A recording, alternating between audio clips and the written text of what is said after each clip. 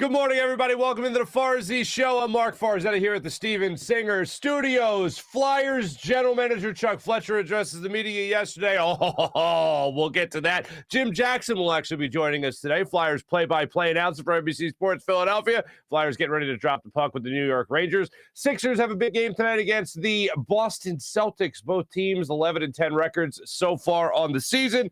And we do have two other things here. One, I believe it was Jerry Seinfeld's stand-up act after he did the show Seinfeld. I think it was the first one, the HBO special. Back when the HBO special was the big deal. Now it's about all the Netflix specials. But it was Jerry Seinfeld did something called I'm Telling You for the Last Time. And it was the last time he told that material before he branched out to do new stuff. I feel like this little thing we're going to revisit with the Eagles and this Giants game is going to be the last time we address this. We're telling you for the last time before we move on to new business to the New York Jets coming up this weekend on Sunday. So we'll get to that conversation because Shane Steichen addressed the media yesterday, Eagles offensive coordinator, to talk about what Jalen Hurts was supposed to do on that final play. So felt like the Eagles were looking at us telling us, I'm telling you for the last time. So we'll get into that conversation. Tiger Woods addressed the media yesterday as well. We will get to that, and we will also let you see one more time that final play. By the Eagles against the Giants. And MLB free agency. I hate when I get done forming my opinion. Like I'll see something, I'll have my knee-jerk reaction, and I'll say, okay, there, hold on, fella. Let's really examine this before you just have that knee-jerk reaction and just start screaming from the mountaintops with rage. And it's like, no, my knee-jerk reaction was right. I am taking everything with a grain of salt during MLB free agency because I am very much worried about whether or not we will have a 2022 MLB season. CBA expires tonight at 11:59. So just when I'm going to be getting done watching a little bit of the West Coast NBA games, I'll be tucking myself in at night, and I'll be thinking, oh, man, I wonder if there'll be baseball. Like, I'm already wondering it, and probably not. And the two sides have met recently. And as you would assume, they're nowhere near a new deal for the collective bargaining agreement between the MLB Players Association and the league itself. So we'll watch all that and wait with bated breath to see what comes out of that. As we wait for names like Nick Castellanos, as we wait for names like Kyle Sharber, Chris Bryant, we'll wait to see what happens with those guys. And if the Phillies are really in hot pursuit of them or not, and then we'll wait to see whether or not we see them in late March, early April, when the season will get underway. So that'll be fun. So we'll get to all that and more. And let's face it, the Phillies already have the best free agent signing of the entire offseason, if you ask me, re-signing the old Philadelphia Fanatic. So there you go. We got the Philly Fanatic back, and we can all rejoice. Let's start off with some football, shall we? Because as I said, I'm telling you for the last time, my friend John McMullen, who does the live post-game show with myself, Derek Gunn, Devin Caney with me after every Eagles game, let it off yesterday for Shane Steichen. And I'm going to show you the freeze frame first. Because the NFL is very strict on releasing any footage, to replay during other broadcasts and other shows and stuff. So take a look at this. I took the liberty of going into the old Microsoft Paints and using red circles over Devontae Smith there towards the top of your screen and the bottom left-hand corner of your screen, Jalen Hurts. Jalen Hurts is the guy with his jersey being tugged on from behind, all right? Devontae Smith is at the most open point of his route. And it was a cross pattern, right? Where he started out on the right side of the line of scrimmage, came over on the left side of the line of scrimmage, as you see right there. That right there is a very open wide receiver. And if you see towards the far right of your screen is the over-the-top safety, or you can also call it over-the-top help that the corner has in this situation as they're going into man coverage in this particular scenario. So Jalen Hurts steps up in the pocket after he is rushed. At the time he's rushed, he takes one step up, as you see him right there where the freeze frame is frozen, and he's got to let it rip. He's got to set up right there and let it rip. That's the only time he has to throw to Devontae Smith where Devontae Smith is open. A second later, the safety starts to drift over, and that's where the over-the-top help comes in. So for the last time yesterday, and that was very much for the people watching the show here on our YouTube channel or any other of our social media platforms, for the people on the podcast, take my word for it. That's what we got going on right there. So we'll take that off the screen. Here is Shane Steichen being peppered by John McMullen and Jeff McClain on the final play of the game against the Giants. And once again, tell me if you get the vibe. I'm telling you for the last time. Here's Shane Steichen on that last play. What was the original goal of the play? We were trying to get the ball to Dallas and Devontae, and they covered it up pretty good. And Jalen scrambled around and threw it to Jalen Reagor at the end of the game. So Devontae wasn't open? What's that? Yeah, he got undercut a little bit, and so he was looking for him, and then he scrambled around. So he shouldn't make that throw. What's that? So he shouldn't. He shouldn't make that throw. Well, he got a little pressure, so he had to move around a little bit. But wasn't the pressure after he was initially open on the? Yeah, he moved around. I mean, the guy was kind of underneath it. It would have been a heck of a football throw if he made it. Okay. Yeah. Here's where I'll disagree with Jeff. I think the pressure is happening as he's getting open. It's not like he was open and then there was pressure. It wasn't a situation where Jalen Hurts is sitting there in the pocket looking down the field going, do I have him? I think I have him. I have him. Oh, I totally have him. I definitely have him. I should throw the football. Oh, shoot, there's pressure. No, that's not how it played out. At the time Devontae Smith gets open, Jalen Hurts is pressured almost exactly at that time. Could Jalen Hurts have maybe anticipated the throw? I think that's unfair considering the safety was still on that side of the field and your man was still covered. It would have been a forced throw. It would have been a rushed throw. I think the only legit time Jalen Hurts can make that throw is after he gets the pressure from behind. He takes one step forward in the pocket, resets, lets it go. That's the only time I think he could have found Devontae Smith and had a shot at the touchdown. Still, that's the play where I rather the quarterback trust his receiver to make that play. Trust the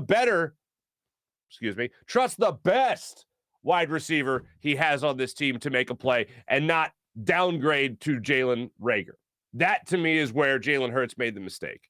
And I know he's a young quarterback, and I know he's not known for making great throws and all that.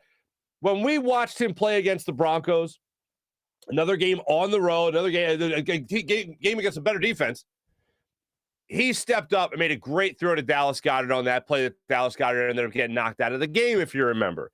And that led to some national praise, mainly from our friend Dan Orlovsky, who came out and said, these were the games. This was the game right here where Jalen Hurts was taking major steps forward to not just be the quarterback for the rest of the season, but to be the franchise quarterback and establish himself as a franchise quarterback going forward. And he was exactly right. That's the exact type of throw you got to make. That throw at the end of the game was a step backwards. Because he's either got to step up, realizing that right before he felt that pressure, he was going to have Devontae Smith. Because as you're watching that play progress as a quarterback, you got to look at it and go, oh, wait, I'm going to have him on that side of the field. I got the safety coming over. He's giving up room. He's not over the top at that moment. I got to put the ball in the hands of my best possible receiver, make sure I can get the ball to him. That's a scenario where maybe like against Denver, you step up in the pocket and you deliver the throw as soon as you can. And Jalen Hurts didn't do that. Jalen Hurts stepped up, reset, rolled more to the left, lost the opportunity, went back to the middle of the field, went to Jalen Reagor, he dropped the football. So that was Shane Steichen's take on it. I agree to a point that, yes, he was under pressure, and that pressure was around the same time that Devontae Smith was getting open. It wasn't far after Devontae Smith wasn't open, and I know that's some of the word that's come out there. And, yes, Devontae Smith was wide open on that play. But you can't – it's no good to be a wide open wide receiver if your quarterback's under pressure and can't make the throw. That's where I'll excuse Jalen Hurts. Where I won't excuse Jalen Hurts is right after he felt that pressure, he didn't step up. He rolled out to his left, missed the opportunity to Devontae Smith. He either has to go avoid that pressure, step up, reset, throw right away, or then you're just looking at other options there. And that's what's unfortunate. So, yes, Devontae Smith was wide open. It wasn't at the exact point in time where Jalen Hurts was staring him down, which some people might want you to believe. There was still an opportunity, still a window to make the play. They didn't make the play. At the time, Jalen Hurts did reset. Yes, Shane Steichen's right. You would have had a heck of a football throw to make if you would have let that one rip. So, close the book on the New York Giants. We open it to the New York Jets. Another game at the Meadowlands. Something else that came out of yesterday's press conference was Gardner Minshew is a real possibility. How about that, huh? Jalen Hurts' ankle bothering him. Very mobile, almost run-first quarterback. Ankles bothering him. Might be going to the bench for this game against the Jets. Gardner Minshew mania might begin. He was at the NovaCare Complex yesterday on a day that he's usually off, and he was working out just to be prepared. And as Shane Steichen also said yesterday, it's a possibility that Jalen Hurts doesn't play in this game. Everything's on the table. They're going to run their offense no matter who's at quarterback. Okay. Hopefully that means you rely on the run game more. All right, I'll do that. Or you have here's the scenario. I don't mind a quarterback controversy. I will say they're mentally exhausting for anyone that's dealing with it 24/7. That's not with the team. I mean, sure, with the team, it's got to be tough. But at the same time, everyone on the team is trying to just do their job, right? And make sure that they have a job when they come back the following week. For fans, for media people, the people that talk about all this stuff, the quarterback competition is exhausting. And I can only imagine the fun we'll have in the scenario, although I still say unlikely, in the scenario, but possible, that Gardner Minshew actually starts on Sunday, plays well, they blow out the Jets, and then, Minshew mania, people he's talking about his quarterback, mustache and chest hair, and he's making throws. How do you go against that guy? Yeah.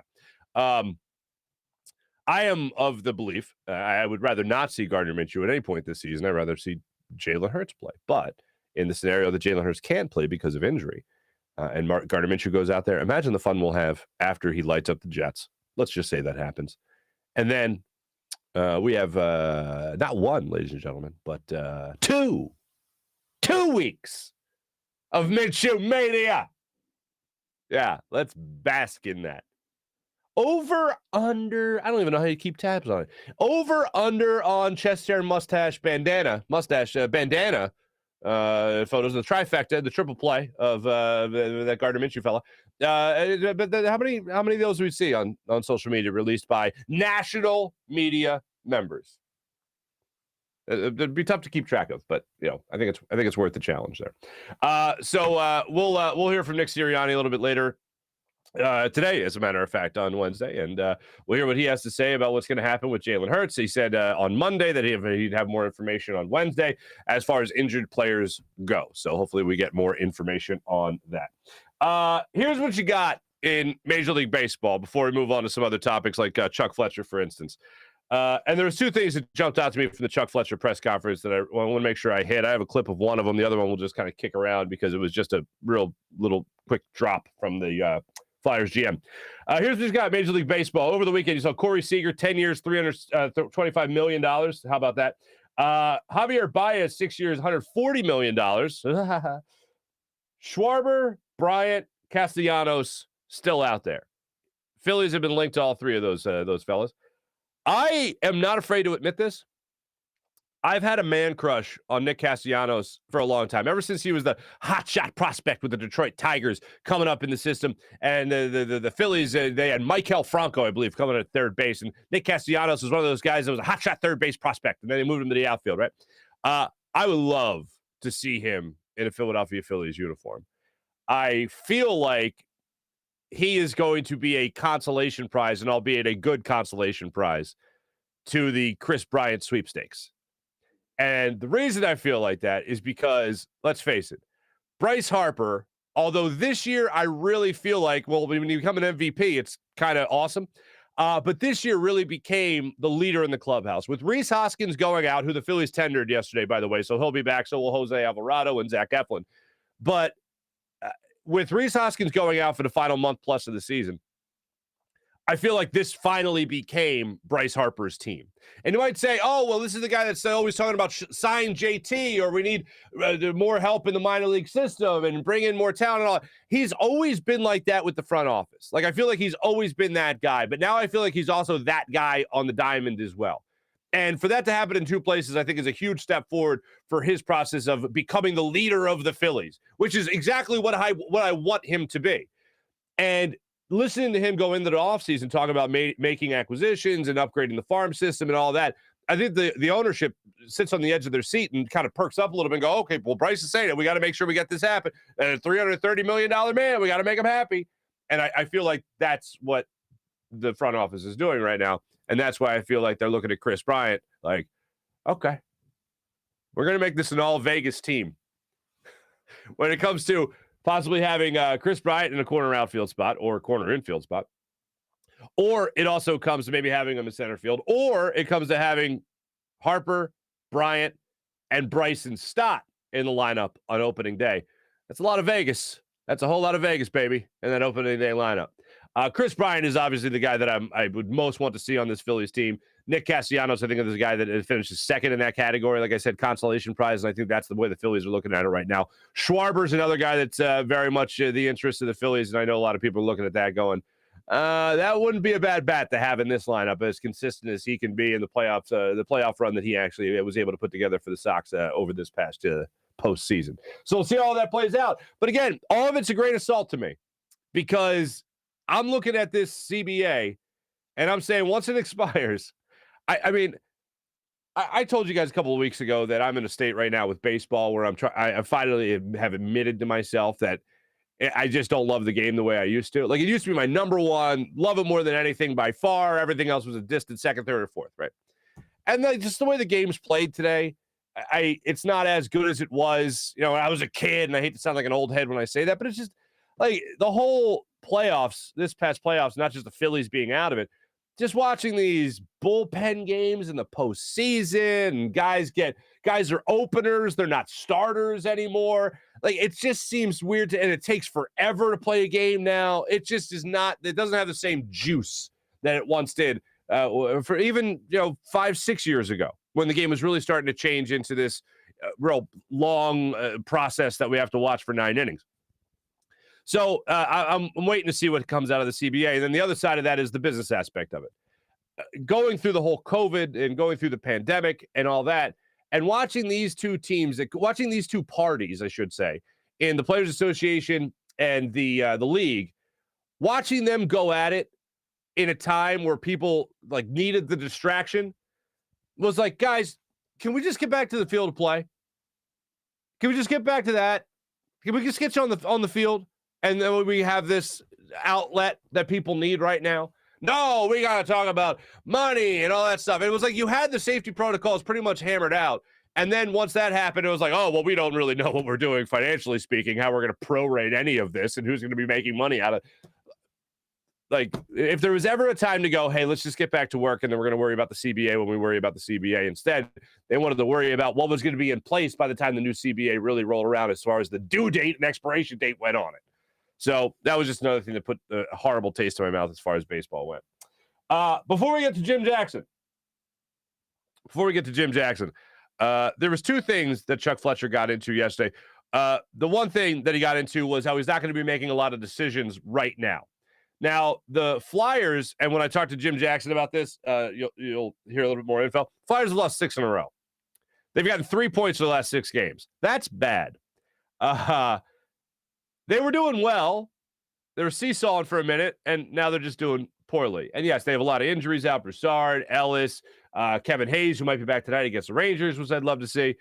They've dealt with a lot of injuries and a slew of other injuries. So Chuck Fletcher was asked basically when he's going to start thinking about making changes to this roster, maybe changes with this coaching staff, given the fact that the Flyers have gone through 10 games where they've won 2 of them. So this isn't exactly a great stretch for the Flyers right now. Chuck Fletcher on the idea of making changes right now. I'd really like to see what we have before we start making changes. I don't feel I've been able to see that to this point in time. And, but we're always looking. I'm talking to teams every day. If there's ways to make us better, we'll look at it. But right now, if you just look at how we played the first 10 games versus the last 10 games, clearly, one segment was way better than the other. So we've shown the ability to play better than how we are right now. And that's the most important thing. We got to get back, got to get playing better. And, and then from there, we'll get a sense of what we really are, and then we can make those decisions. Here's what I heard. Wait till your father gets home. All I heard was, guys are hurt right now. What am I supposed to do with this? I'm not going to fire Elaine Vigneault, a guy that I basically went through the entire offseason with, planning the next roster and trying to make upgrades, trying to bring in guys like Cam Atkinson, who had one goal in the month of November. Yeah, happy December, by the way, folks. First day of December. So he's not going to fire the head coach. I know a lot of people are looking at it right now going, well, you should probably fire the head coach. He's not going to fire the head coach just yet. So we'll see how all that plays out. But he's going to wait and see till guys get back before he makes any legit changes to this Flyers roster or coaching staff. The other thing he said when he was asked about possible changes was, let's win a game. And the way he said it, like it was like a throwaway line in the middle of a statement, but I don't want to kill him for it. But it was like, that's the tall order right now.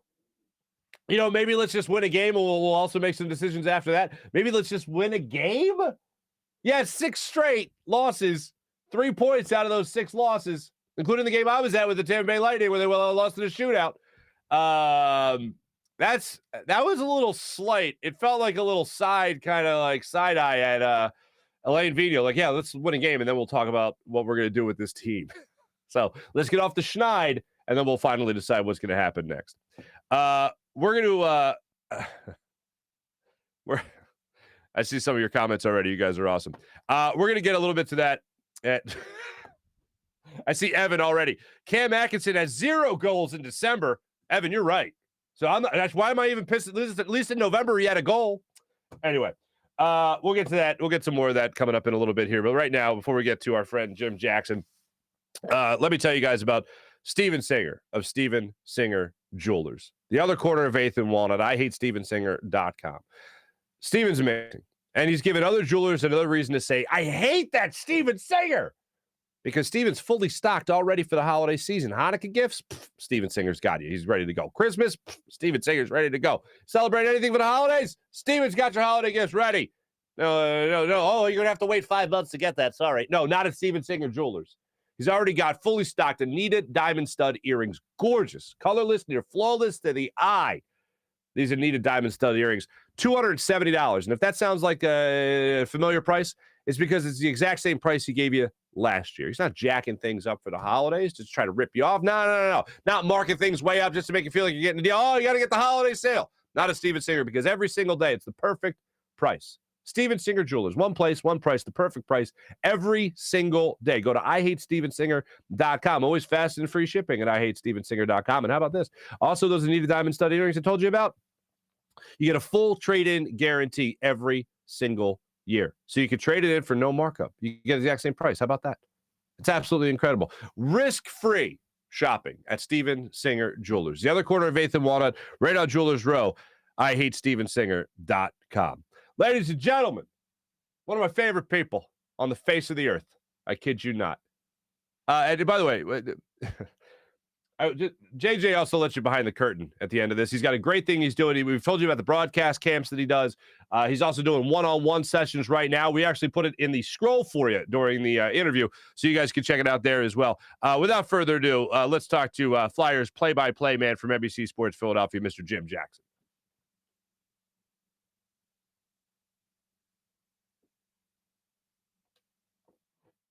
Joining us right now on the Rothman Orthopaedics guest line, our good friend, Mr. Jim Jackson. What's going on there, JJ? Oh, well, not enough winning, not enough scoring lately for the Flyers, Farzy, but I'm doing fine. How are you? I'm doing great. Now, just to bring people up to speed here, I'm hoping we do a little, I don't know if reverse psychology is the right way to put it, but the last time... reverse the curse. The last time I saw you, I was at the Flyers game. They were playing the Tampa Bay Lightning. They were like alternating wins. Stuff really hadn't hit the fan yet. I see you. We catch up. We talk. We laugh. We enjoy each other's company for a heartbeat. And then the Flyers lose 6 in a row. Yeah, I take full responsibility. Yeah, exactly. Yeah. They've gotten like 3 points since then, man. I take full responsibility. Well, I think we were complaining about the fact that they were only alternating wins and losses. You got to put some wins together. Yeah, a little bit. Be careful what you ask for, because instead of alternating, now they've not won it all. But it's been a tough schedule. I will give you that. They've faced the top teams in the league multiple times in many cases. Washington's at the top. They've played them. Tampa's near the top. They play them twice. Florida, they play them twice. Carolina, they play them twice. So it has been a tough grind, and they do have some injuries. So there are some fallbacks. But I think what has everybody really worried at this point, Marc, is that it's resembling last year too much. Last year, if you remember, they got off to a pretty good start record-wise. They weren't playing great, but they were winning games. Goalies were winning many of them for them. But they had the exact same record as they did this year through about the first 13 or 14 games. Last year didn't feel as good. This year felt better, but but still the record was there. And then it kind of just crumbled, right? Eventually they weren't scoring. Eventually the defense gave way, the goaltending gave way, and they had a bad season. So with that fresh in everybody's minds, this year happens. They do make a lot of changes. It's definitely a different team.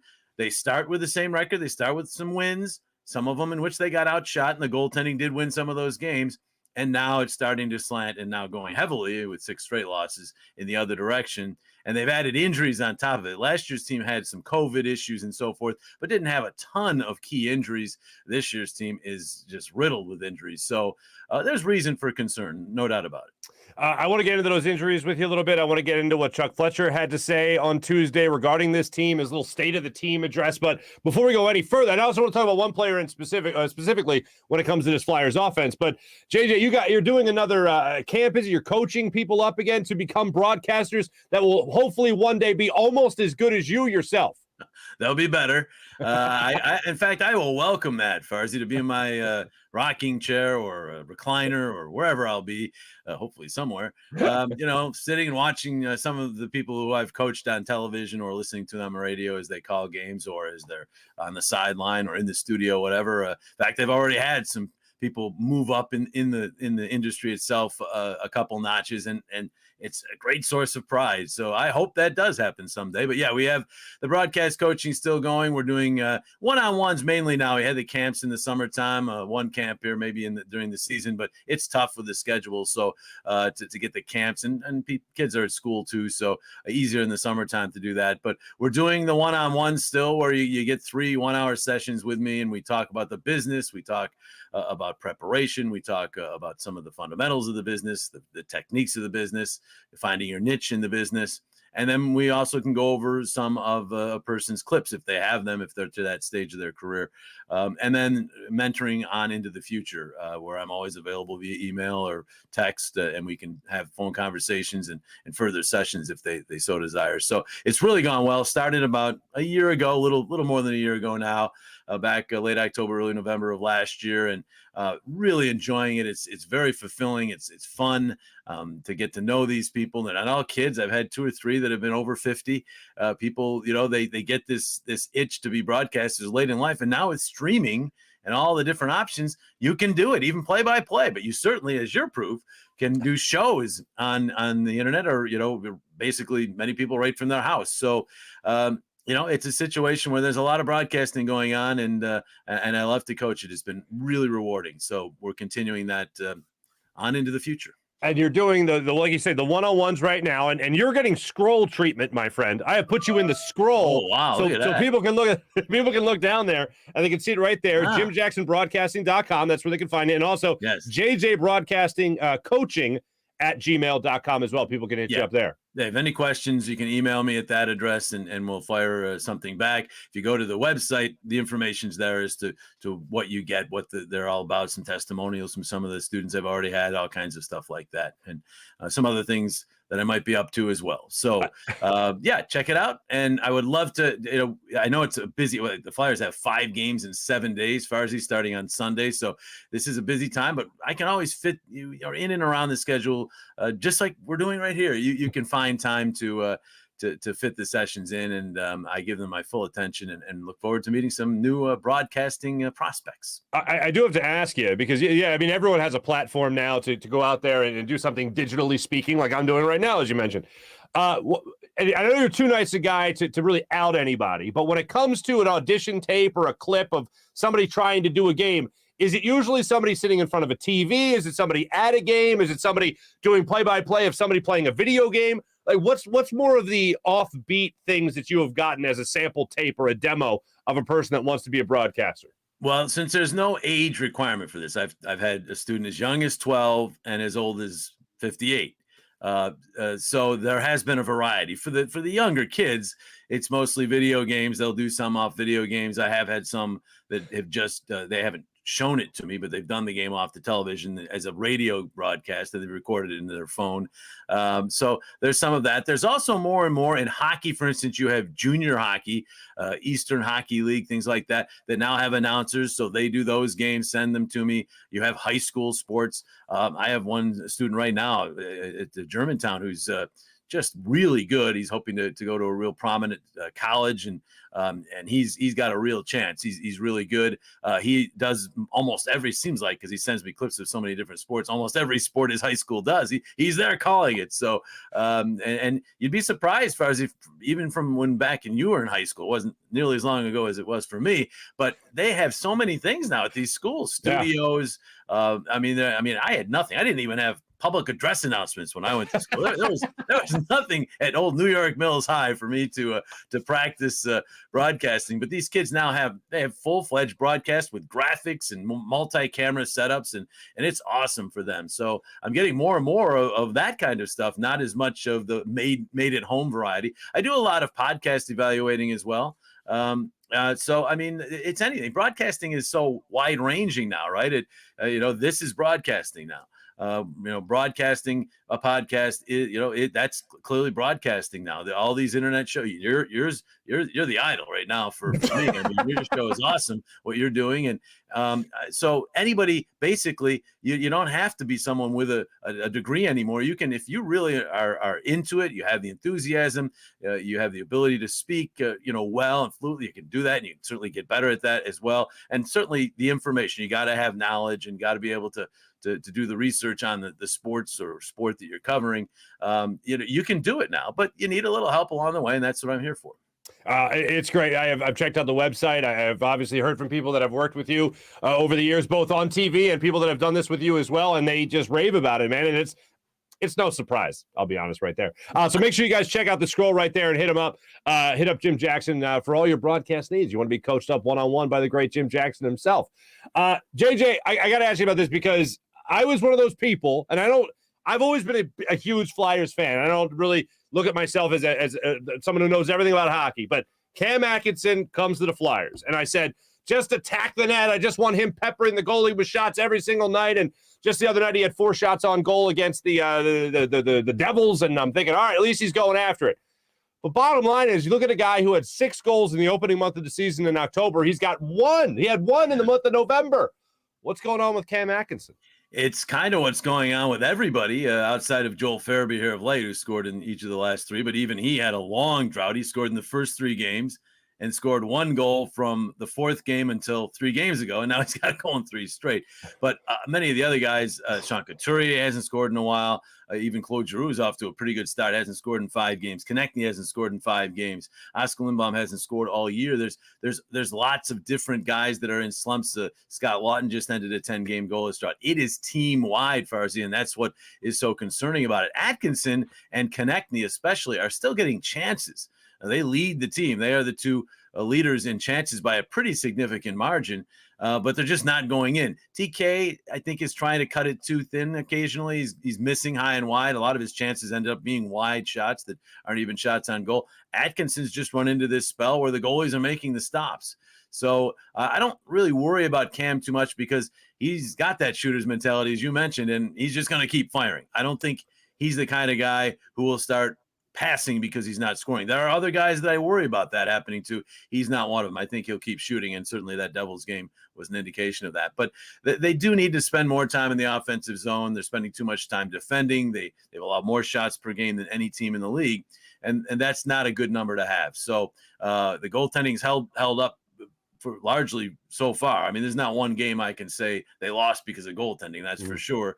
But if you continue to see 35 shots, and they're allowing 35 shots on goal against, the goaltending will wear down. That's kind of what happened last year. So they've got to spend more time in the offensive zone. And when they're there, they have to get in front of the goalie, make life miserable for them, and have some pucks hit off their rear ends and go in. That's basically how slumps end. They don't usually end with a beautiful breakaway or a spectacular 3-on-2 or 2-on-1. It often ends with a guy standing in front and the puck, remember James Van Riemsdyk last year hit one in the chops and go into the net? That's sometimes how slumps come to an end. It's painful, but they'll take it. And the other thing, and you probably have this on your list to talk about, the power play. It's just been awful. 3 for its last 49, I believe the numbers. I believe they've scored more goals shorthanded than they have in their power play over the last 4 or 5 weeks. So that is huge. And not only because they're not scoring in the power play, which is enough, but also a lot of players like James Van Riemsdyk, Claude Giroux,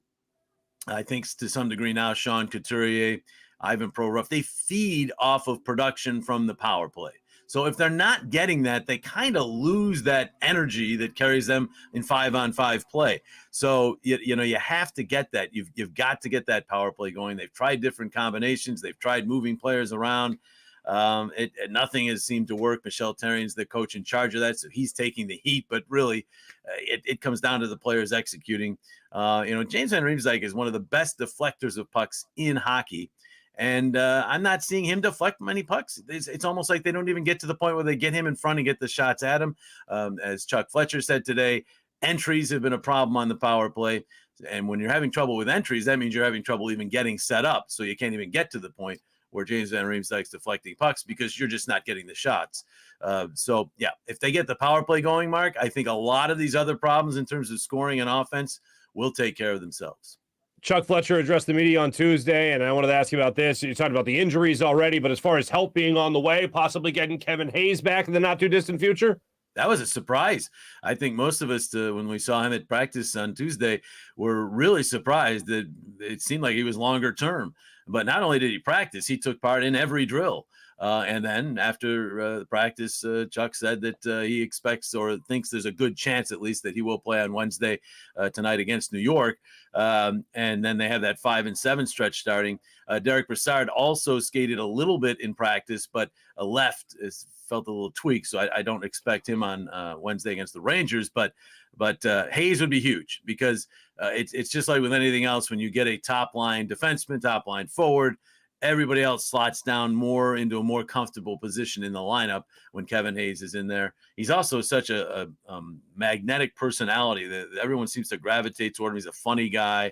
He's obviously had tragedy in his life here lately, so everybody's caring about him as well. But you just sensed a lot of energy in that practice yesterday. So I think that this would be huge, and then hopefully it's a sign of others. Brassard, eventually Ryan Ellis, who is humongous to this team, because you talk about that slotting that I talked about earlier on D, he goes right up on that top pair, and then everybody kind of falls into a nice spot. Right now, most everyone's kind of reaching a little bit and maybe a little overextended. So you get Ellis back, that would be huge too. But he probably won't be back until after the 5-7 stretch. So we'll see. And then there's other guys too. They're hoping Wade Allison's down, might be playing this weekend with the Phantoms. I don't know if you remember him last year. He came up. He's like a bolt of lightning. He would be just what this team needs.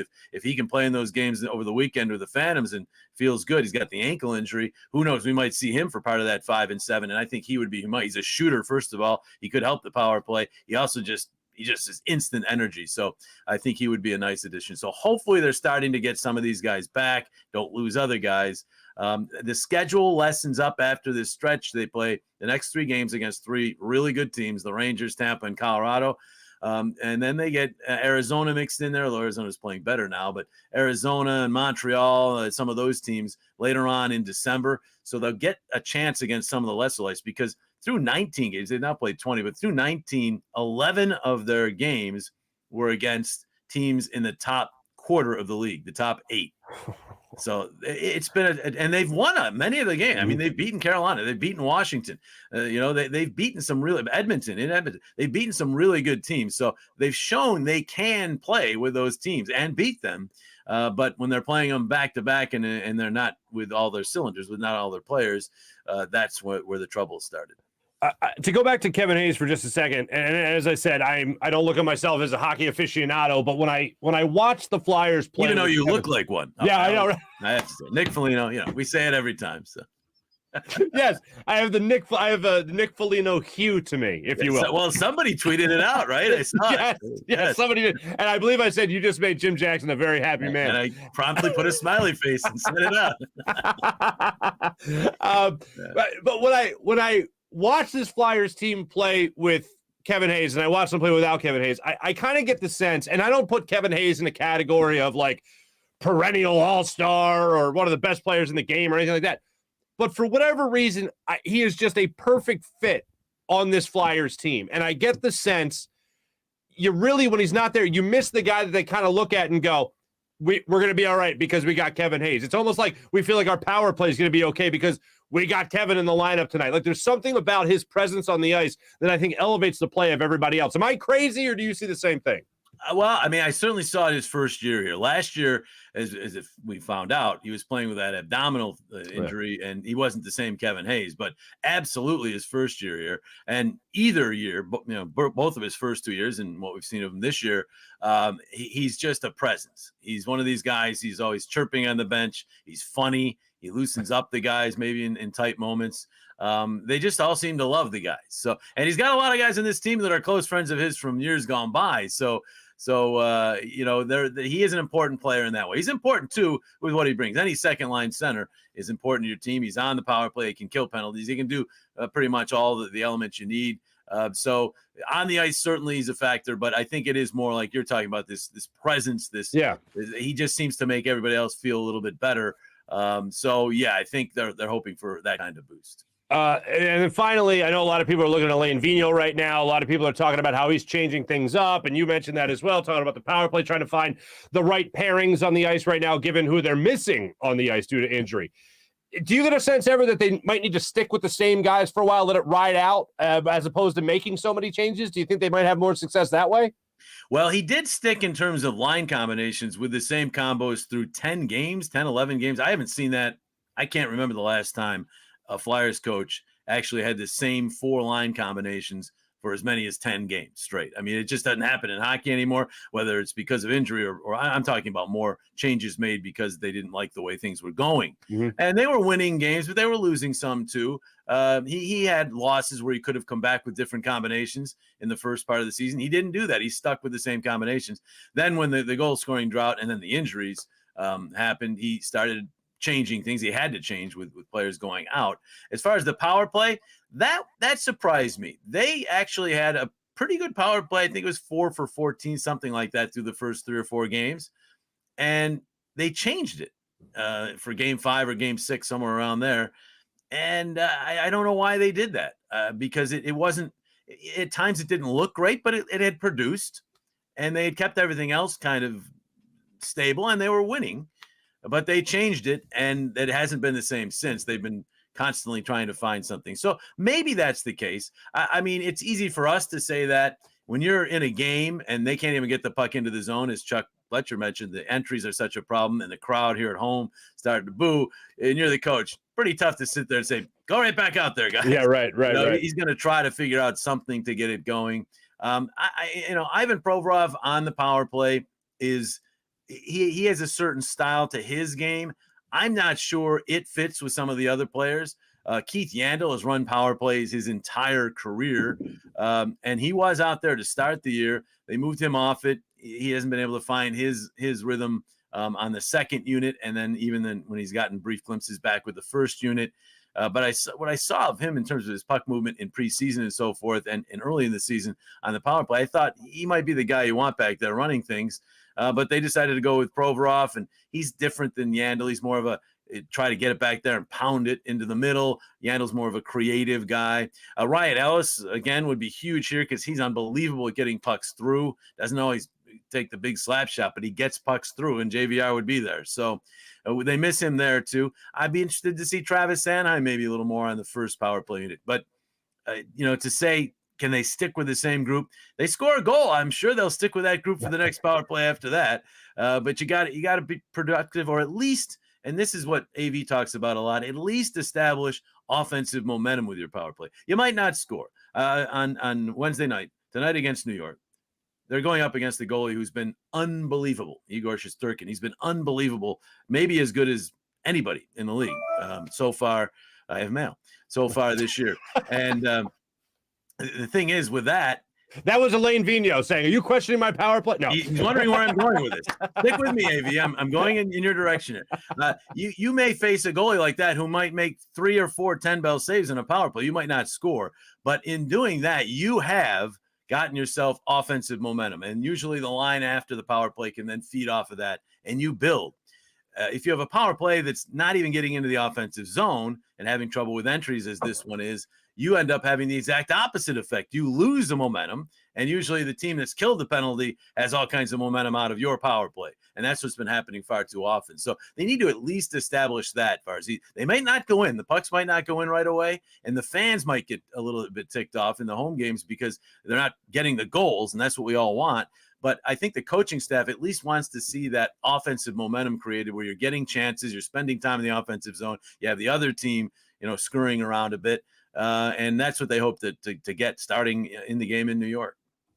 Jim Jackson, always great catching up with. And by the way, that email was probably Keith Jones. It's probably Jonesy. He wants to go to your broadcasting camp. I'm sure. Not sure Jonesy knows what email is. I mean, we can talk about a lot of different things. Zoom, any kinds of things. I'm not sure that he knows a lot about that. He's not really. He just, basically, he does have a cell phone. I will tell you that much. But he does have a cell phone. I want one other thing, if I can. Yeah. And I wanted to about the broadcast coaching because I think it gets misunderstood. I've made my name in play-by-play, but the broadcast coaching is about any kind of broadcasting. I did say podcasting, but it's about sideline reporting. It's about studio anchoring. It's about any kind of broadcasting because I've done most of it. I haven't done any. I haven't been the analyst although I've done solo games where you're kind of play-by-play and analyst. But I've done studio. I've done sideline. I've been on enough podcasts and watched enough podcasts and all that kind of stuff. So it's for anyone out there. You don't just have to be into play-by-play. Sometimes people think it's a play-by-play broadcasting, and it is that, but it's also other forms of broadcasting. I'm versatile in that way. Oh, absolutely. I mean, I always go back to this. When the first time I met you, you were filling in for our friend Big Daddy Graham on the overnight shift 15 some years ago. And I'm like, Jim Jackson's doing a sports talk show, and you had it all nailed, baby. You were doing basketball, football, you were crushing it. And the late great Big Daddy, let me say, I could not touch him though on the he had this thing that he did, which I was actually able to share the overnight with him for a little while, which was awesome. And we did this snack of the day. Do you remember his snack of the day? Yeah. His was always the tasty cake crimpet, I think was his. But he was so good. So I did some shows with him, and then when he was unable to do some shows, I filled in for him. Radio talk shows it's another thing that I've done, and we've had lockouts and work stoppages in hockey where I've had to look into other things, and. So I've done that. I've done some anchoring of television when NBC had an affiliate out, and they still do, out in the Bay Area. And I'd actually do some of their morning shows from here when they were just getting it started. They hadn't even hired a staff out there yet.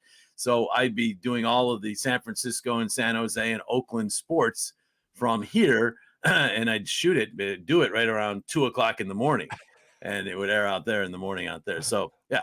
I've done that kind of thing, if you consider that anchoring. Yes. Yeah, well, I do. It sounds like the only thing you haven't done is stained a deck.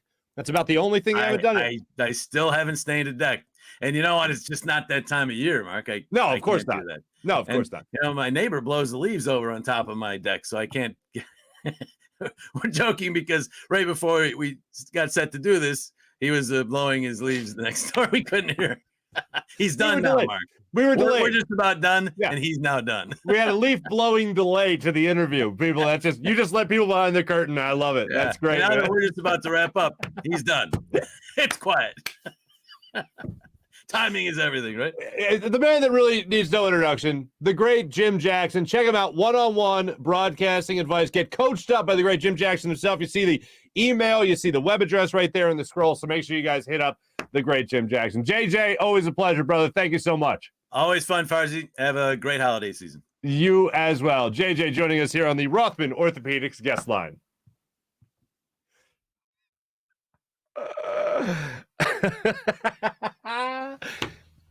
So I'm sitting and we get ready for the interview with JJ, and he's like, "Hey, Marc, how are you?" I'm like, "JJ, what's happening, brother? How you doing?" Good. I'm almost ready to go. Okay, cool. And we're sitting here and we're talking and we're having a great time.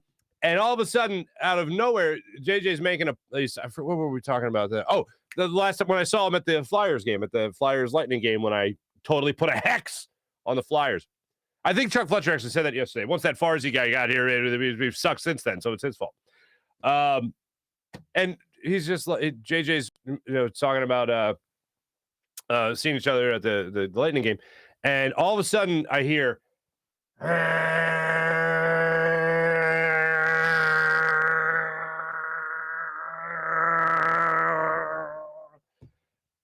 And I'm like, what the hell?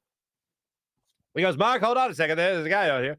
And there. One of his neighbors apparently was blowing leaves at like 5:30 yesterday. So it was dark out, and the guy was attacking the leaves. Let me real quick just respond with a time, and I'll try to get to it by the time we do our social media check-in. Appropriate AM time to turn on a leaf blower. I live in the city, so it's crowded as you would expect. Row homes and all that, and I got a neighbor that uses a leaf blower at like 7:30. Most people AM.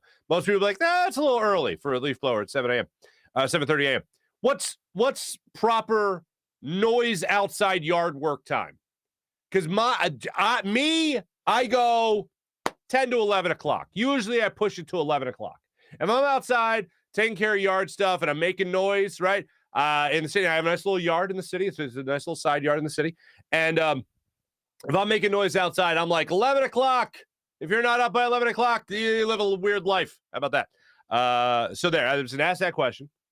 Too early? What's too early? What's the earliest time you should be able to do outdoor noisy yard work? And what's the latest time of day? You can do that as well. Hit me up in the chat. Let me tell you right now about the great people of Rothman Orthopaedics. We got a special podcast coming up, as a matter of fact, with Rothman Orthopaedics. We'll let you guys remember that, or let you guys know what that's going to be in not too distant future. Remember the old you? The one that didn't have to put up with a fickle knee or a finicky hip or a shoulder that no longer did what a shoulder should do? The Rothman Orthopaedics approach is here to get you back to being you. Back to running, walking, working, and back to playing. Back to living your life the way you want. And with same-day appointments available, you can start today at RothmanOrtho.com. That's RothmanOrtho.com. Rothman Orthopaedics, the official orthopedic partner of your Phillies, Eagles, and Sixers. How about the great people of BetQL? You want to get the advantage over your sportsbook?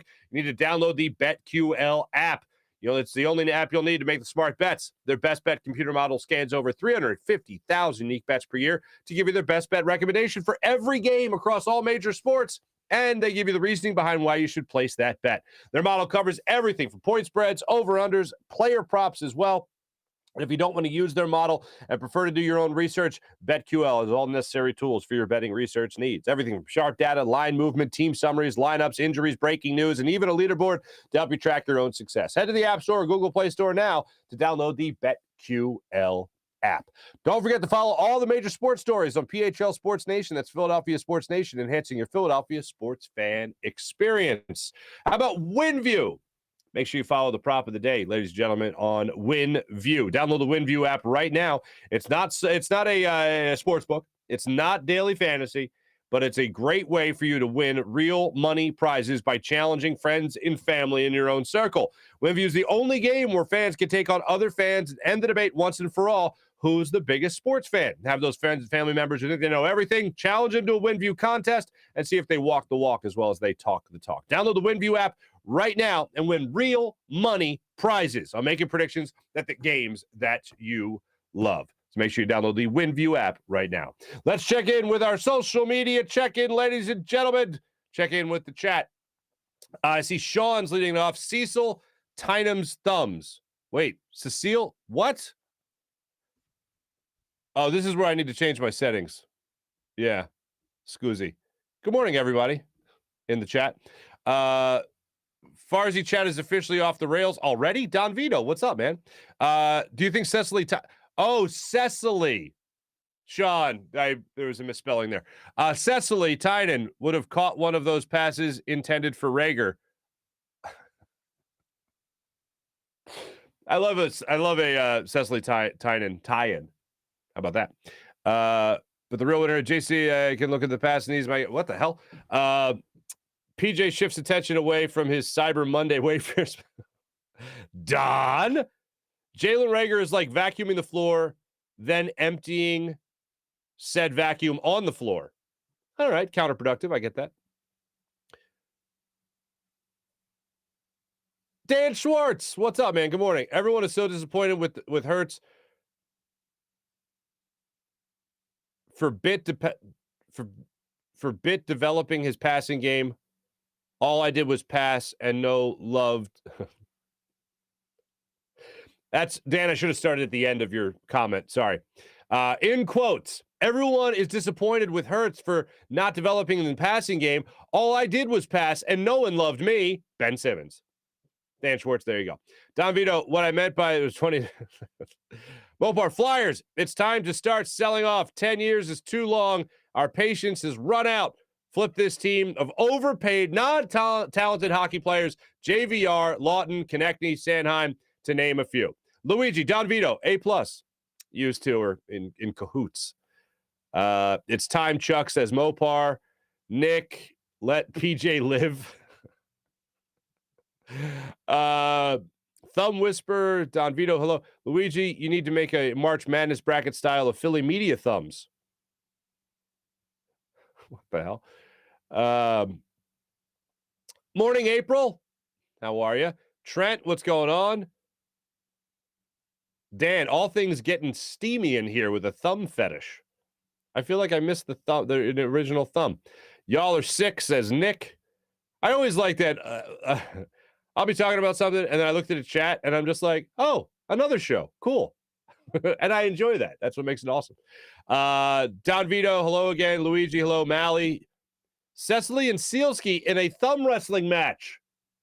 I'll see if I can arrange it. I don't know Cecily Tynan. I don't think I've ever met Cecily Tynan. Don Vito, Kyle Kendrick, when he was shifted to the pen, was great in 2010, 2011. He was. Was that 2010, 2011?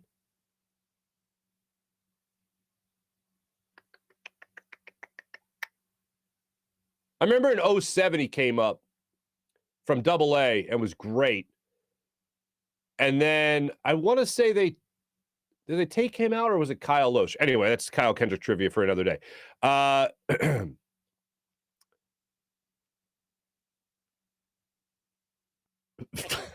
the hell? Oh, there's Evan. Farzy, Cam has 0 goals in December. Marc show the Flyers the jump shot video as motivation. Mally, I should do that. I should show the Flyers my jump shot video. Foul shot video for motivation. Ben Timmons, do we care Ben Simmons anymore? No? Okay.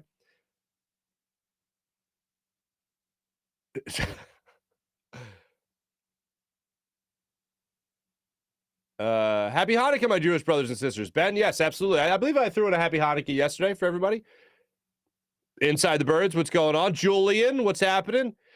People are upset with JJ's hat. Ben Timmons, take the hat off now, JJ. April, facial hair is on point, like always. When is it not? John Cheeseborough is hitting up Nola right now, being like tired of bringing up his September numbers. Well, show up and pitch well in September. How about that, says John. Mopar, Ben Simmons equals JVR equals Travis Sanheim equals Scott Lawton equals Travis Konechny. Ben Timmons, need to see his real life Jimmy Neutron hair. Never thought about it. Yeah, JJ's got the Jimmy Neutron thing going on. Jalen Rager's like Aaron Nola in September. John, you're absolutely right. Sean to Dan Schwartz.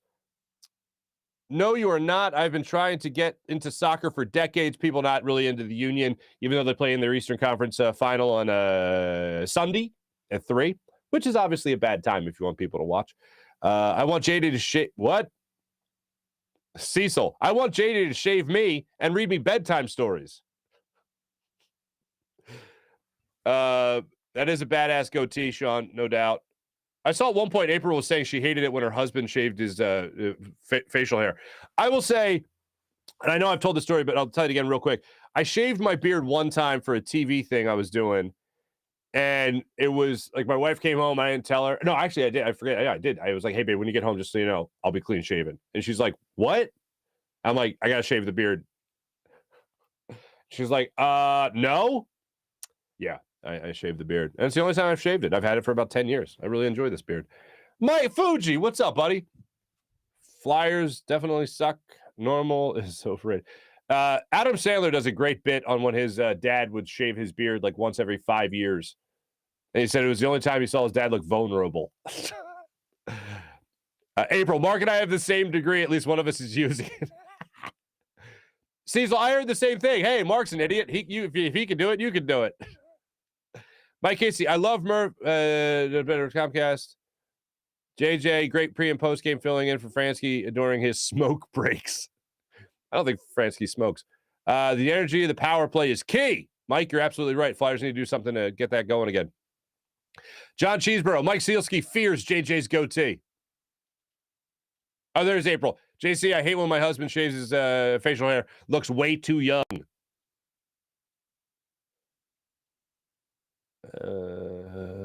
Jim will say private. Andrew Shaw. Jim looks like a private investigator with that hat.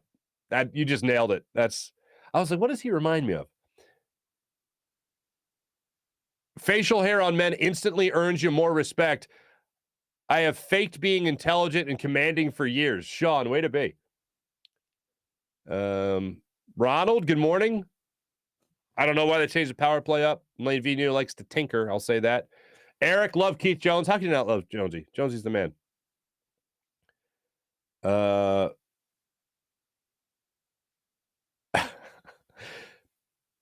Matt's chiming in. I feel like JJ would be a great blues/jazz singer.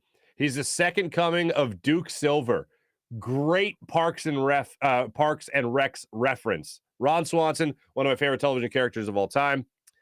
Sal, what's going on? Wow, did Farzy strike a nerve with the deck covering? It's what I bring up to JJ all the time now. The first time we had him on the show, he talked about how he was going to have a little bit more time. We were talking about the Phillies and how he wasn't with the Phillies anymore, and how he's got a little time this summer to maybe finally stain that deck. And then I told him that my brother and I, we would have to stain the deck every couple of years for my dad out in the back there. That's suburb life, baby. You can't use your leaf blower prior to 7 a.m. Okay. I see the earliest is 9 a.m. Jim, we're close to the same time. Mopar, yard work time is Monday through Friday, 8 a.m. Saturday, and 10 a.m. Sunday. Or you risk being shot with paintballs. Mopar, I like that.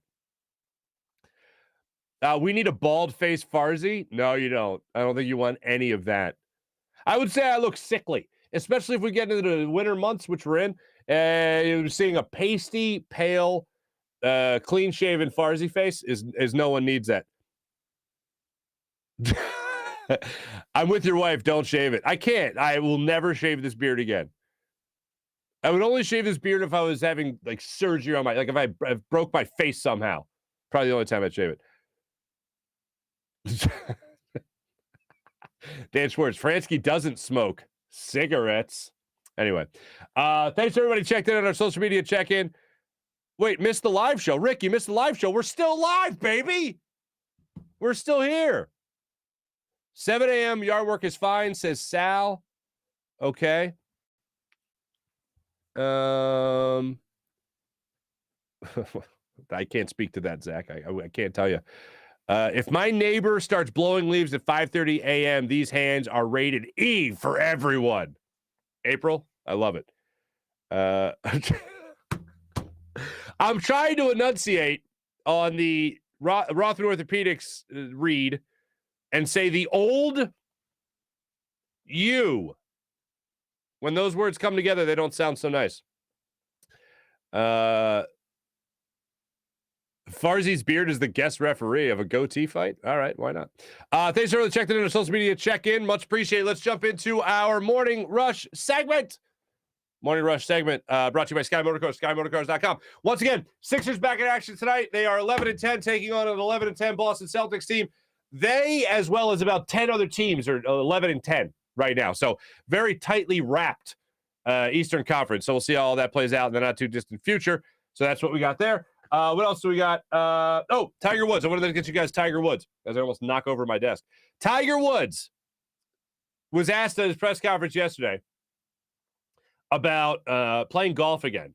And listen to how serious this got almost immediately. Tiger's like, oh, you want me to play golf? Dude, I've almost lost a leg. Listen to this. I feel I'm lucky to be alive, but also still have the limb. Those are two crucial things, you know. So I'm very, very grateful that someone upstairs was taking care of me, that I'm able to not only be here, but also to walk without a prosthesis. Daniel, how realistic was amputation as an option? What's that? How realistic was amputation? Like, was that really? Yeah, it was on the table. Talk to me again about me playing golf. Something else he got into was just how after his car accident, how when he hits a golf ball now, he used the phrase "falls out of the sky." He goes, "What's really surprising is when you hit a golf ball, it falls out of the sky a lot closer to me than it used to." Hey, look, man, I'm hoping Tiger gets back on the tour. I'm sure like everybody is, especially TV networks. But I will be eagerly awaiting that to happen, and I will not count Tiger Woods out. I watched that press conference, and I was blown away. It was like, oh, yeah, you want to talk to me about golf? I'm happy to have my leg, basically. So good luck to Tiger in that recovery. Flyers, Rangers tonight. Hopefully the Flyers get back on the winning side of things. Hopefully me talking to JJ again will reverse the hex that I put on him by going to that Lightning game.